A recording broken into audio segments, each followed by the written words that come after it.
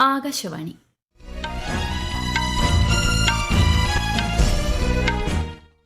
നമസ്കാരം.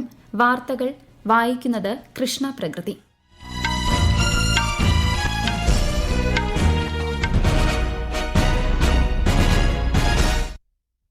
പ്രധാന വാർത്തകൾ.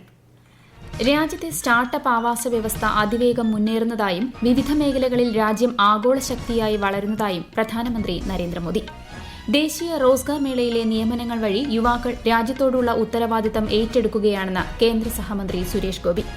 പ്രധാനമന്ത്രി നരേന്ദ്രമോദി ജനങ്ങളുമായി ആശയങ്ങൾ പങ്കുവയ്ക്കുന്ന പ്രതിമാസ റേഡിയോ പ്രഭാഷണ പരിപാടി മൻ കി ബാത് നാളെ.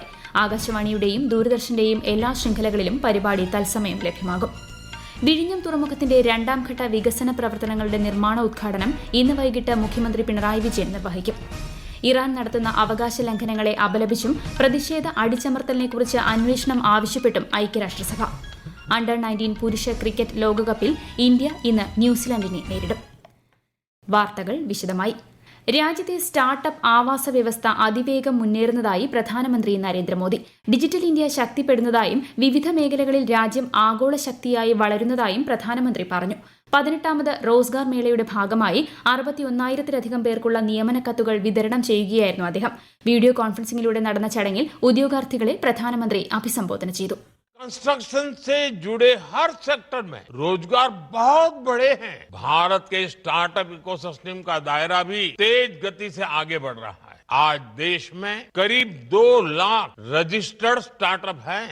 इनमें 21 लाख से ज्यादा युवा काम कर रहे हैं। इसी प्रकार डिजिटल इंडिया ने एक नई इकोनॉमी को विस्तार दिया है। एनिमेशन, डिजिटल मीडिया, ऐसे अनेक क्षेत्रों में भारत एक ग्लोबल हब बनता जा रहा है.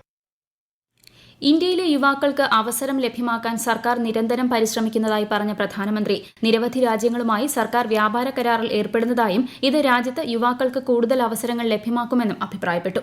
ദേശനിർമ്മാണത്തിനുള്ള ക്ഷണക്കത്താണ് നിയമന കത്തുകളെന്നും വികസിത ഭാരത നിർമ്മാണത്തിന് പങ്കുവഹിക്കുന്നതിനുള്ള അവസരമാണിതെന്നും ശ്രീ മോദി പറഞ്ഞു.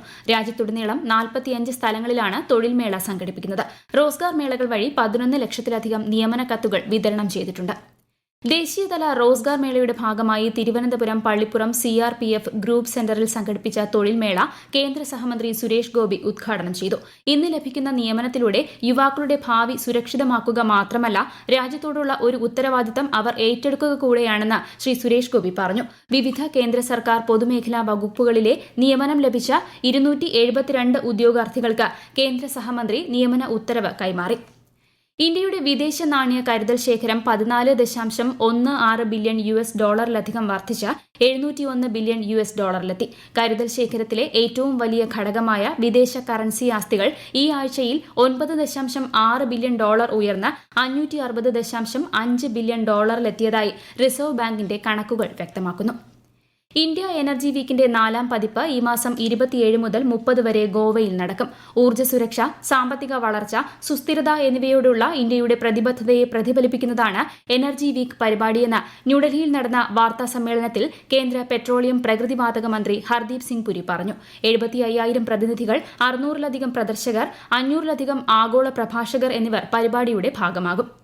പ്രധാനമന്ത്രി നരേന്ദ്രമോദി ജനങ്ങളുമായി ആശയങ്ങൾ പങ്കുവയ്ക്കുന്ന പ്രതിമാസ റേഡിയോ പ്രഭാഷണ പരിപാടി മൻ കി ബാത് നാളെ രാവിലെ 11-ന്. പരിപാടിയുടെ 130ാം പതിപ്പാണിത്. ആകാശവാണിയുടെയും ദൂരദർശന്റെയും എല്ലാ ശൃംഖലകളിലും പരിപാടി തത്സമയം ലഭ്യമാകും. 77ാമത് റിപ്പബ്ലിക് ദിന ആഘോഷങ്ങൾക്കൊരുങ്ങി രാജ്യം. ജനുവരി 26-ന് കർത്തവ്യപഥിൽ നടക്കുന്ന റിപ്പബ്ലിക് ദിന പരേഡിൽ രാഷ്ട്രപതി ദ്രൌപദി മുർമു അഭിവാദ്യം സ്വീകരിക്കും. യൂറോപ്യൻ കൌൺസിൽ പ്രസിഡന്റ് അന്റോണിയോ കോസ്റ്റയും European commission president Ursula von der ലെയനും റിപ്പബ്ലിക് ദിന ആഘോഷങ്ങളിൽ മുഖ്യാതിഥികളാകും. രാജ്യത്തിന്റെ സംസ്കാരത്തിന്റെയും സൈനിക വൈദഗ്ധ്യത്തിന്റെയും പൈതൃകത്തിന്റെയും സവിശേഷമായ സംയോജനമാണ് പരേഡിൽ പ്രദർശിപ്പിക്കുക.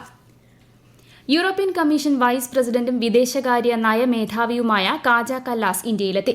യൂറോപ്യൻ യൂണിയനുമായുള്ള രാജ്യത്തിന്റെ തന്ത്രപരമായ പങ്കാളിത്തം കൂടുതൽ ശക്തിപ്പെടുത്തുന്നതിന് ഈ സന്ദർശനം സഹായകമാകുമെന്ന് വിദേശകാര്യ മന്ത്രാലയ വക്താവ് രൺധീർ ജയ്സ്വാൾ പറഞ്ഞു.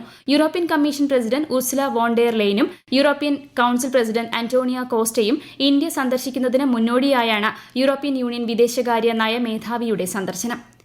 രാജ്യത്ത് സമയബന്ധിതമായ പദ്ധതി നിർവഹണം ഉറപ്പാക്കുന്നതിനായി 2015 പ്രധാനമന്ത്രി നരേന്ദ്രമോദി തുടക്കം കുറിച്ച പ്രഗതി സംരംഭം 50ാമത് അവലോകന യോഗമെന്ന സുപ്രധാന നാഴികക്കല്ല് പിന്നിട്ടു കഴിഞ്ഞു. ഹരിയാനയിൽ പദ്ധതി നിരീക്ഷണവുമായി ബന്ധപ്പെട്ട PMG ചട്ടക്കൂടിന് കീഴിൽ 6.38 ലക്ഷം കോടി രൂപ നിക്ഷേപമുള്ള 112 പദ്ധതികളാണ് നടപ്പിലാക്കുന്നത്. ഇതിൽ 57 എണ്ണം കമ്മീഷൻ ചെയ്തു. 55 എണ്ണത്തിന്റെ പ്രവർത്തനം പുരോഗമിക്കുകയാണ്. റോഡ്, ഹൈവേ കണക്ടിവിറ്റി, ഊർജ്ജ പ്രസരണ വിതരണം, റെയിൽവേ, റിയൽ എസ്റ്റേറ്റ് തുടങ്ങിയ മേഖലകളിലാണ് പദ്ധതികൾ പൂർത്തിയായത്. അടിസ്ഥാന സൌകര്യ വികസനത്തിൽ പ്രഗതി സംരംഭത്തിന്റെ നിർണായക പങ്കും ദേശീയ തലത്തിൽ ഹരിയാനയുടെ പ്രാധാന്യവും എടുത്തുകാട്ടുന്നതാണ് ഈ പദ്ധതികൾ. ഇന്ന് ദേശീയ ബാലികാ ദിനം. സുസ്ഥിര ഭാവിക്കായി പെൺകുട്ടികളെ ശാക്തീകരിക്കുക എന്നതാണ് ഇത്തവണത്തെ പ്രമേയം. പെൺകുട്ടികളുടെ അവകാശങ്ങൾ, വിദ്യാഭ്യാസം, ആരോഗ്യം, പോഷകാഹാരം, ക്ഷേമം എന്നിവ ഉയർത്തിക്കാട്ടുന്നതിനാണ് എല്ലാ വർഷവും ജനുവരി 24-ന് ദേശീയ ബാലികാ ദിനം ആഘോഷിക്കുന്നത്. ഈ വാർത്തകൾ ആകാശവാണിയിൽ നിന്ന്. ആകാശവാണി വാർത്തകളും വാർത്താധിഷ്ഠിത പരിപാടികളും all India radio news Thiruvananthapuram YouTube ചാനലിലും all India radio news Thiruvananthapuram Facebook പേജിലും AR News_ തിരുവനന്തപുരം ഇൻസ്റ്റഗ്രാം അക്കൌണ്ടിലും AR News_TVM X ഹാൻഡിലും ലഭ്യമാണ്.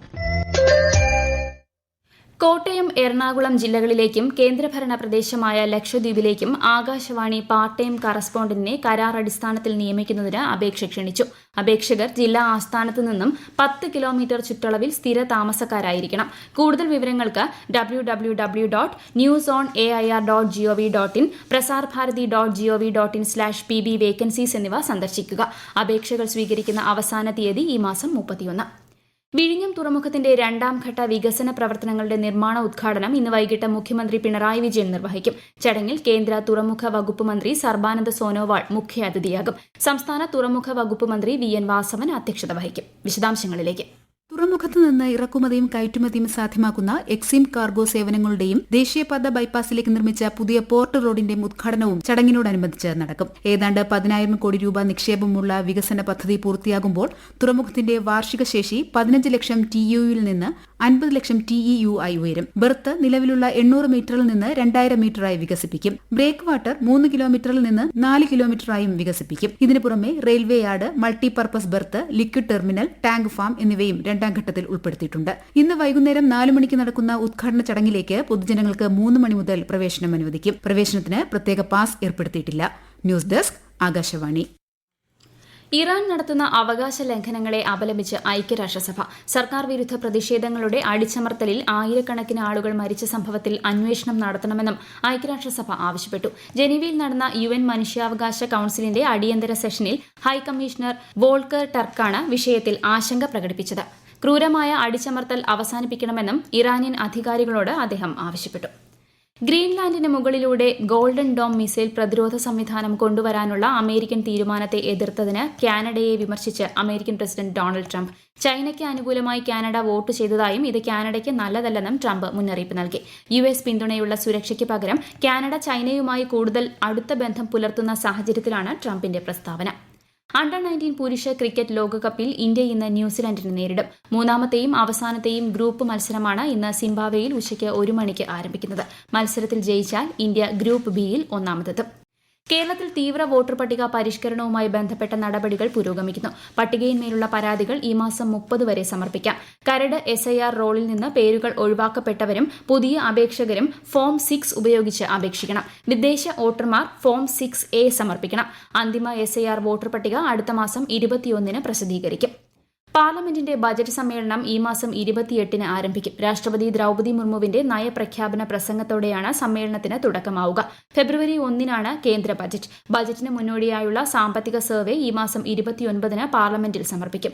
28 മുതൽ ഫെബ്രുവരി 13 വരെയും മാർച്ച് 9 മുതൽ ഏപ്രിൽ 2 വരെയും 2 ഘട്ടങ്ങളിലായാണ് സമ്മേളനം. പ്രധാന വാർത്തകൾ വീണ്ടും. രാജ്യത്തെ സ്റ്റാർട്ടപ്പ് ആവാസ വ്യവസ്ഥ അതിവേഗം മുന്നേറുന്നതായും വിവിധ മേഖലകളിൽ രാജ്യം ആഗോള ശക്തിയായി വളരുന്നതായും പ്രധാനമന്ത്രി നരേന്ദ്രമോദി. ദേശീയ റോസ്ഗാർ മേളയിലെ നിയമനങ്ങൾ വഴി യുവാക്കൾ രാജ്യത്തോടുള്ള ഉത്തരവാദിത്തം ഏറ്റെടുക്കുകയാണെന്ന് കേന്ദ്ര സഹമന്ത്രി സുരേഷ് ഗോപി. പ്രധാനമന്ത്രി നരേന്ദ്രമോദി ജനങ്ങളുമായി ആശയങ്ങൾ പങ്കുവയ്ക്കുന്ന പ്രതിമാസ റേഡിയോ പ്രഭാഷണ പരിപാടി മൻ കി ബാത്ത് നാളെ. ആകാശവാണിയുടെയും ദൂരദർശന്റെയും എല്ലാ ശൃംഖലകളിലും പരിപാടി തത്സമയം ലഭ്യമാകും. വിഴിഞ്ഞം തുറമുഖത്തിന്റെ 2ാം ഘട്ട വികസന പ്രവർത്തനങ്ങളുടെ നിർമ്മാണോദ്ഘാടനം ഇന്ന് വൈകിട്ട് മുഖ്യമന്ത്രി പിണറായി വിജയൻ നിർവഹിക്കും. ഇറാൻ നടത്തുന്ന അവകാശ ലംഘനങ്ങളെ അപലപിച്ചും പ്രതിഷേധ അടിച്ചമർത്തലിനെക്കുറിച്ച് അന്വേഷണം ആവശ്യപ്പെട്ടും ഐക്യരാഷ്ട്രസഭ. അണ്ടർ-19 പുരുഷ ക്രിക്കറ്റ് ലോകകപ്പിൽ ഇന്ത്യ ഇന്ന് ന്യൂസിലാൻഡിനെ നേരിടും. വാർത്തകൾ കഴിഞ്ഞു. അടുത്ത വാർത്താ പ്രക്ഷേപണം വൈകിട്ട് 3 മണിക്ക്.